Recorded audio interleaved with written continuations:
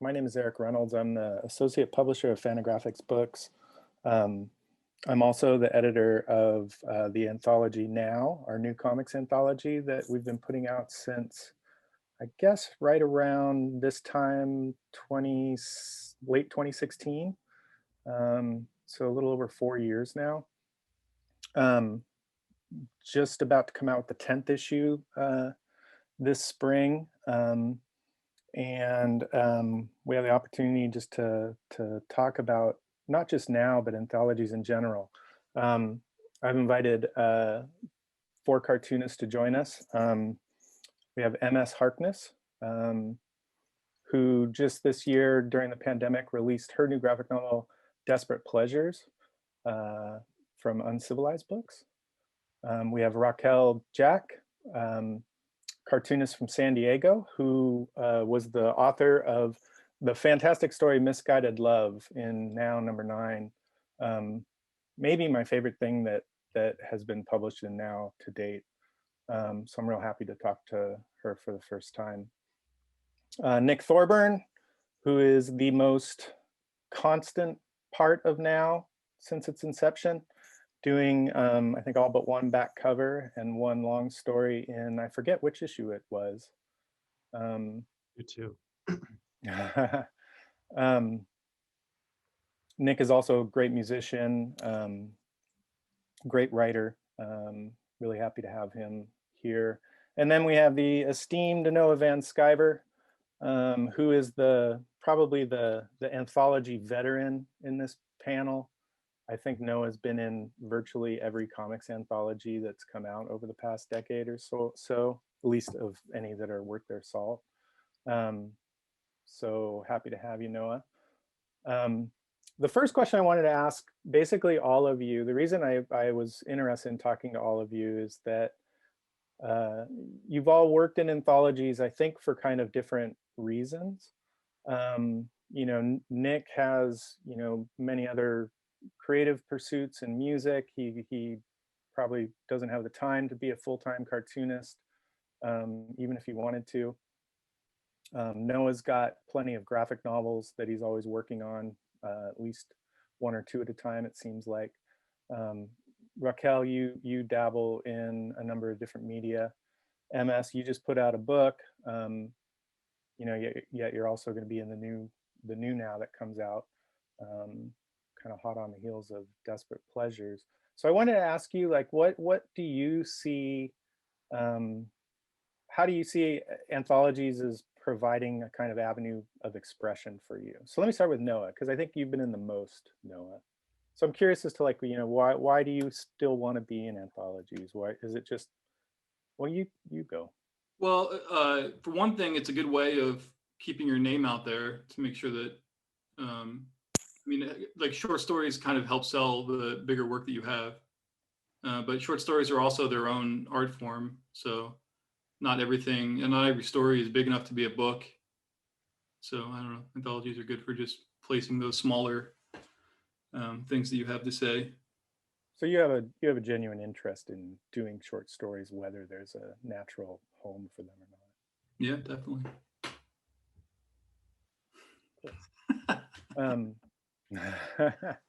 MS, let me ask you about your story in Now #10. One of the things I really love about it is it's one of the best and first stories I'd seen that was actually, at least in part, about the pandemic.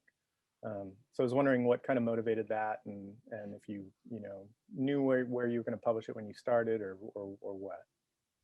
For sure. I actually made that pretty much right after I finished my book. And usually when I'm working on a long-term project, I am so exhausted of like running the marathon that is a book. And you feel insane doing something that long just by yourself, like without anyone else's input. So I love working in anthologies because it's like quick release of a cool story. I didn't want to make a gimmicky kind of like woe is the world COVID comic, even though it is obviously awful. But I really just wanted to tell the story of like just that weird transition period almost between like knowing that like there's disease all around you, but like we didn't have any kind of shelter in place order. We didn't have any, real, the government certainly wasn't doing anything for us. So it was a very good last hurrah in that I was telling the story of coming to Columbus, Ohio for the then canceled Arnold Expo. And it really was this very fun moment we got to have before we were all, essentially at home for the rest of the year. So yeah, it seemed like it was like right on the cusp of really everything getting shut down, where the pandemic was influencing what was happening, but you were still able to have some fun, I guess. And then I got fired from the gym, so I had the time to make it just like right away. So it was great. What about you, Nick? Tell me about your, current relationship with publishing comics and in now and otherwise. Well, we're, I guess I'm on a bit of a break from publishing comics. I do want to again.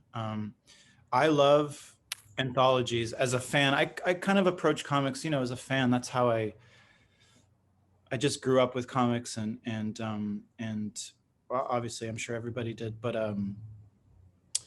obviously I'm partial to anthologies because that's how I met you through MOM, the first round of the first version of the anthology. But yeah, I always loved going into like comic book stores and like getting the Kramer Zergot and stuff on tour and having like a big book on tour to look through and discover all the new up and coming cartoonists and stuff was always so exciting. So I love anthologies and I love being a part of it. And like Noah said, the short story is sometimes a really good format. I love a short story, like get in and get out and tell a clean story. And yeah, I don't know. Well, that was basically like probably my number one motivation with now is just to have a platform for short stories, because I think they're such a rich part of comics, and they're a great way to kind of find your voice and Yeah, just say things that don't necessarily need to be a fucking graphic novel, Mm-hmm. And to put on new people too, like you said, like to showcase new artists.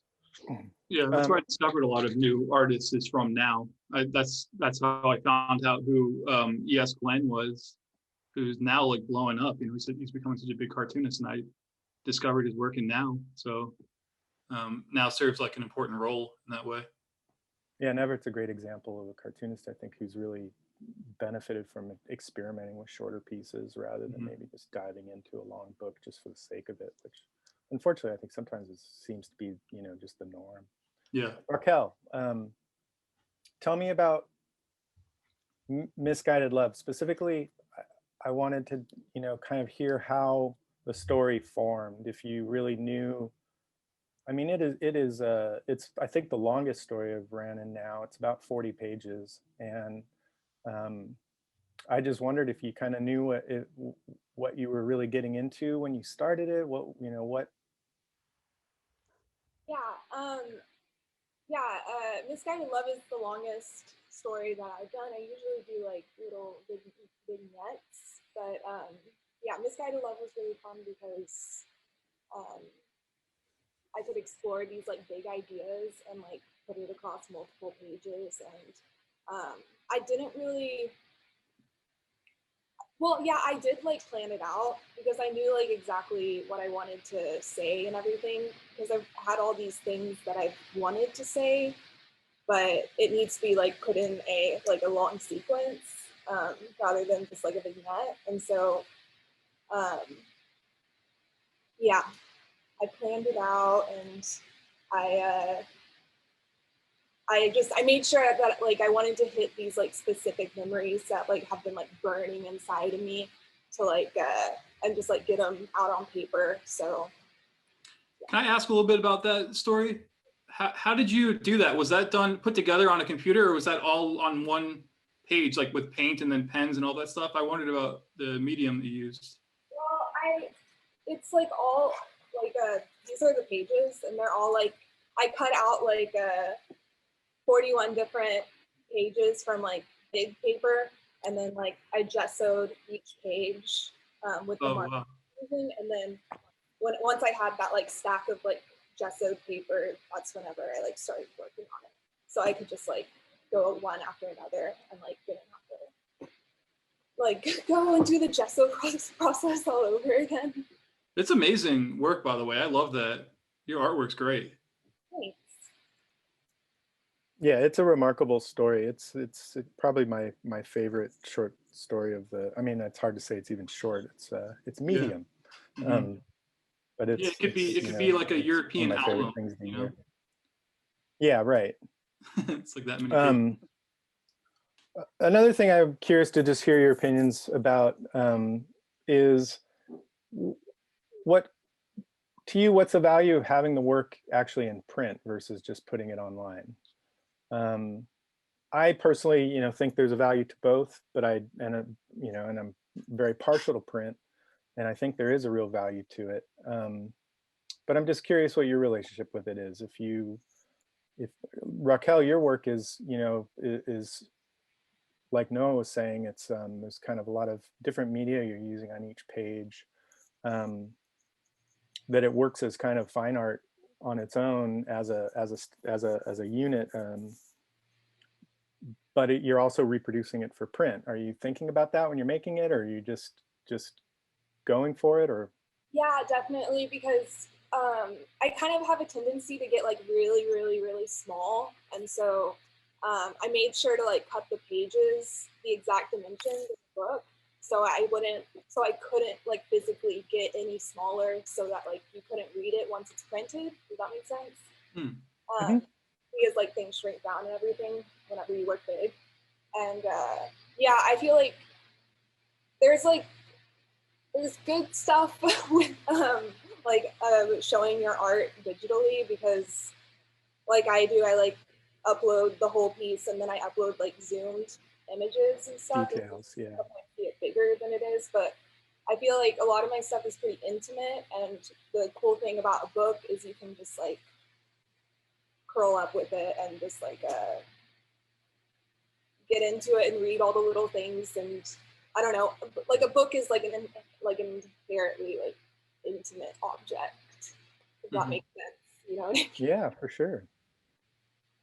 What about you, Noah? Because you all of you have, how I think of. Well, I'm old school, so I mean, I make my work for print. That it's not finished until it's printed. That's just the way I think about it. I would feel. But you do put work online. Yeah, but it's even if I put it online, my intention is to someday have it collected and printed somewhere. Mm-hmm. And then that's when it's like actually done. So. What about either of the other two of you, Em? I would definitely agree with Noah. I'm here with print until the wheels fall off, and that like you can't. With all due respect to webcomics, it's like there's too much of a distraction of having it on a phone or a computer, and that you can just immediately toggle to something else. And if you're gonna pick my book up, or if you're gonna read my work, I want you to read it and like be emotionally involved with it, and not just feel like you have the liberty to be amused by something else. So yeah, web stuff is like inherently like fast too, like you were saying. Sorry. Yeah, no. What about you, Nick? Yeah, webcomics suck. I don't get a good impression from webcomics. It's like the stuff that's on Instagram that has like 100,000 followers. It's just like stick figures. It's garbage. And people love it, which, it's disconcerting. But yeah, print always. I think it just feels like the real thing. It's an incubation form when it's online, and then when it's printed, it's like out in the world, living until the paper, decomposes. Well, it's interesting. I've just been working on a book, Simon Hanselman's collection of his Crisis Zone comic. I don't know if all of you are familiar with that. Yeah. And that's a really fascinating example of in the moment. It's been having it on the web has been a fantastic thing. I think it's like really worked in that format in a way that maybe I wouldn't say a lot of the web comics like Nick's talking about do. Definitely, but I feel like I follow Simon, and I was dropping in on that, but like Instagram is designed for, it's like ephemera, just like scroll. I couldn't like sit with that. I'm glad that it's being published, because my intention is to sit with it when it is in print and read it, because well, that's what I was going to say, is that it's like they, I do think in this case, like they kind of complement each other, you know, having the two options in a way that kind of pushes back on my own maybe natural inclination to want to dismiss the web comics in some way. I like that. Because I'm a crotchety old comics. Well, doesn't Simon hate webcomics too? Like, yeah, probably. yeah. You know, I mean, web comics can mean so many different things. It's, you know, I'm reluctant Right. to narrow it down too much, but yeah, I mean, I feel like with now, I hadn't done an anthology in about 5 or 6 years, and I felt like, looking back at Mom, the anthology I did before that, there was a real value to having this work permanently in print. There's like a, you know, there is a permanence to print that the internet, I think, will always struggle in competition with, because the internet's too vast, you know. But so what we probably only have a few more minutes. I'd like to know what you guys are all working on now. No pun intended.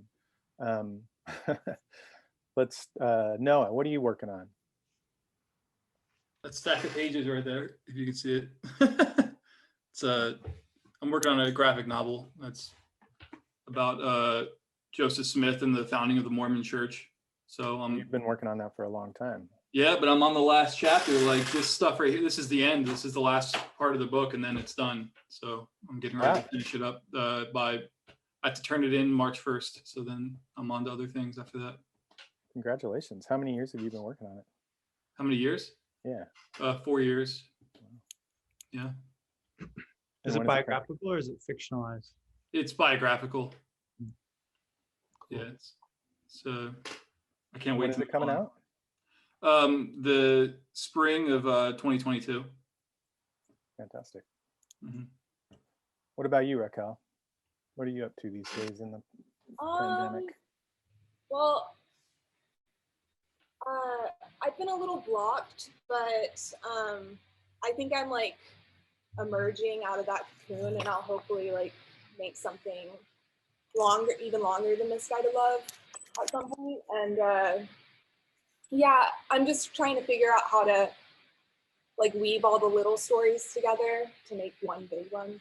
Because I have like this whole list of things I want to talk about, but it's hard to figure out how those things should go together. Were you happy with how Misguided Love was received? Did you feel like you got, you know, a lot of good response to it? I mean, sometimes it feels like you're just, you know, staring into the void, you know? Yeah, I have been happy with the like reception from people. I get like emails sometimes about like people saying how it like moved to them and stuff, and it's really fulfilling. At first I wasn't like really sure what I was like. I wasn't sure if like I was onto something, but then like people started complimenting me and stuff, and so That's yeah. great. That's awesome. What about you, Em? Working on the third book, drilling away at that. I'm like almost 50 pages in. And then something that's coming out in the near future here is my friend Sean Knickerbocker has an anthology himself called Rust Belt Review, and I've got a little bit in that. So bunch of anthologies, bunch of anthology pieces this year I've got just kind of on the back burner that I'm excited to show everybody. So awesome. And how about you, Nick? On the comic side, I'm kind of in the percolating stage or gestational. I'm sort of trying to figure out the next longer piece that I want to do, and I have some ideas, and I've just been kind of wrestling with that and trying to with my limitations in drawing, like see what kind of works, whether it's really narrative or another abstract thing. But I've been doing other kinds of writing, and I have an album coming out in late spring. So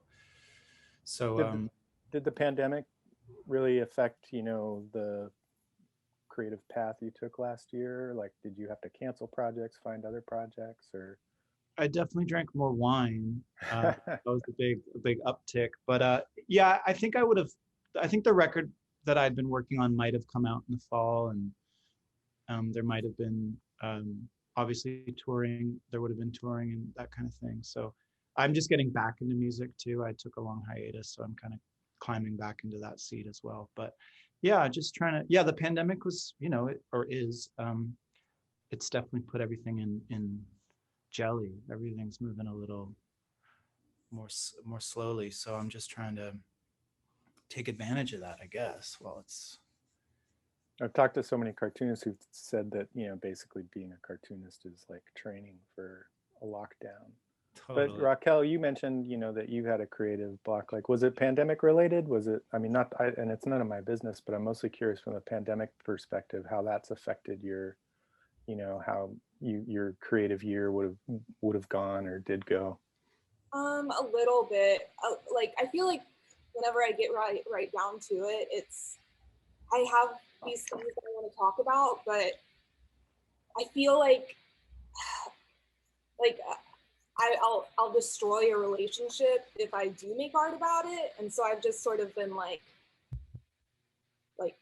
is it selfish to make art that's about this person? And so I've just sort of been in this like, you know what I mean? And so. Well, that's a great question. Noah and you guys, I think, probably both have experience on that front in some doing autobiographical comics. How do you wrestle with that?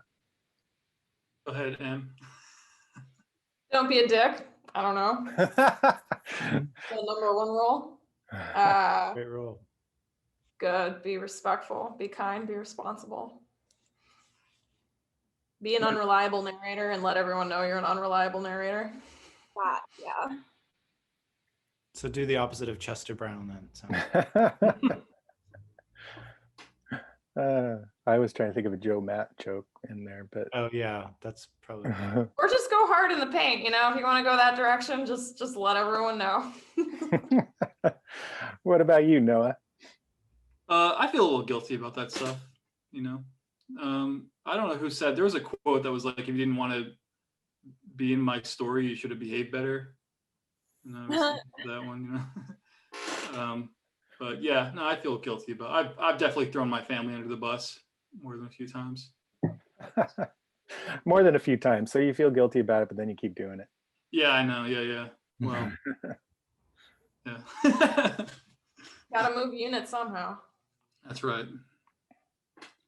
Well, I think that's probably about the end of our time. I'm really happy you guys could do this, and I appreciate your time. Yeah, thank you.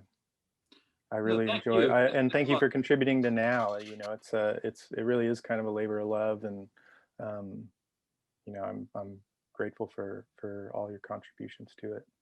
Yeah. Thanks, Eric. Thanks a lot. Yeah. Goodbye. Bye, everybody. Bye.